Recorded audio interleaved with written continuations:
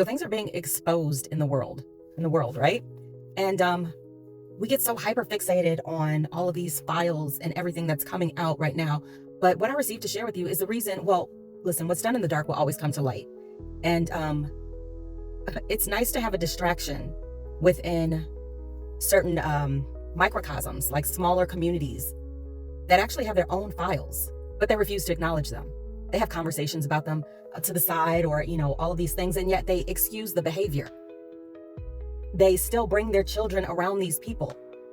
But when these files come out on Hollywood, and I'm not condoning any of it, it's all evil, it's all pure evil, and it needs to be addressed.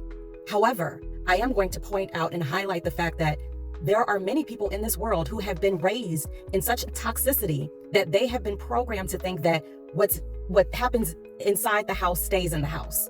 We don't tell family business. We don't share our history with the present generation for fear of judgment.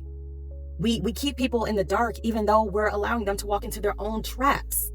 And then we wonder why the cycle of abuse continues, and then we choose to feign disgust when it's released on a higher platform and level.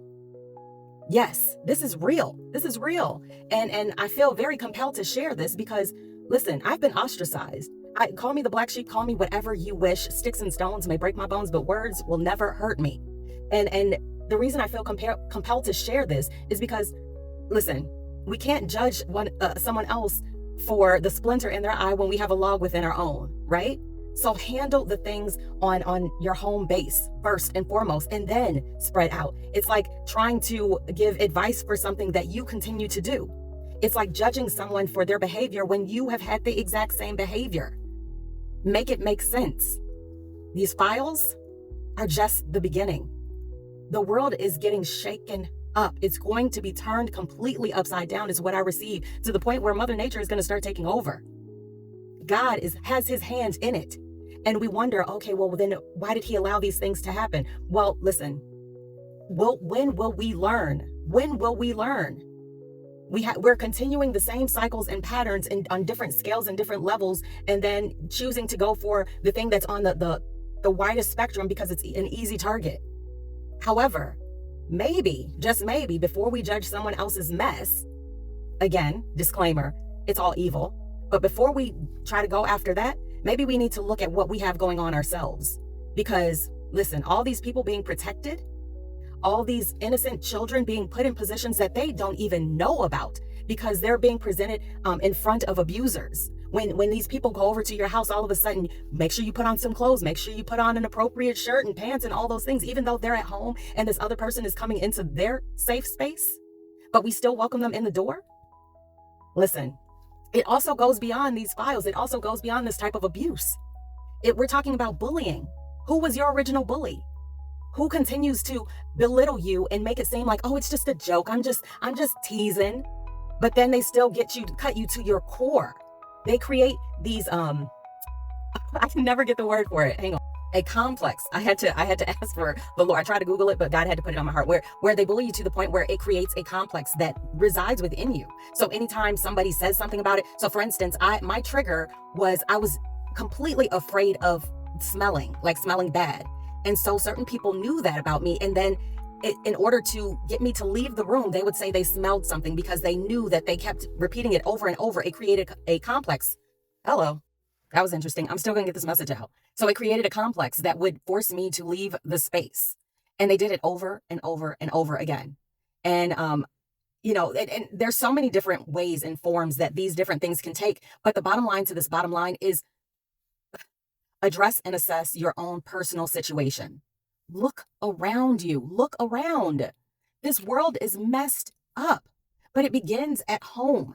It begins with the teachings that you're giving your children right at this moment. It begins with the teachings that you're receiving as the child. It begins with what we are allowing ourselves to tolerate. It begins with the boundaries that we refuse to create out of comfort, right? Sometimes we have to extend ourselves. Not only sometimes we need to stretch ourselves. We need to be comfortable with being uncomfortable. We need to become comfortable with being given, given bad names or judged or all of those things for the sake of healing and humanity and growth and all of these different types of things. We cannot expect the world to change when we refuse to be the change we wish to see.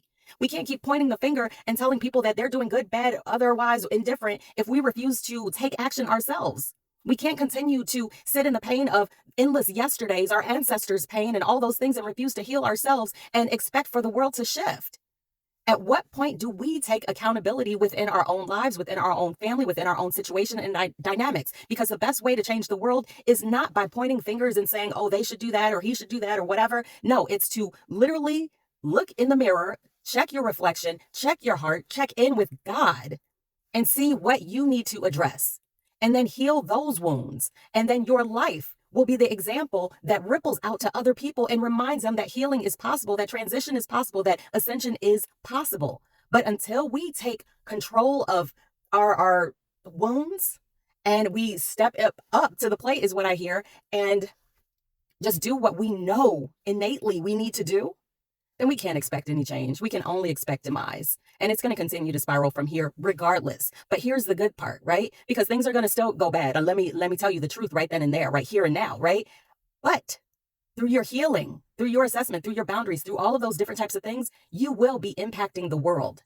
It might be one person, but one person impacts another person, and another person. So let it begin with you, and let it begin today by just quietly looking around yourself. What is going on? Who's in the files of your family? What are you allowing?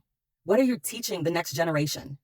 How are you living and being a walking, talking example of what you wish to see in the world? Because you can change the world. And that's it. That's my testimony. This is my testimony, but it's your life. Bye.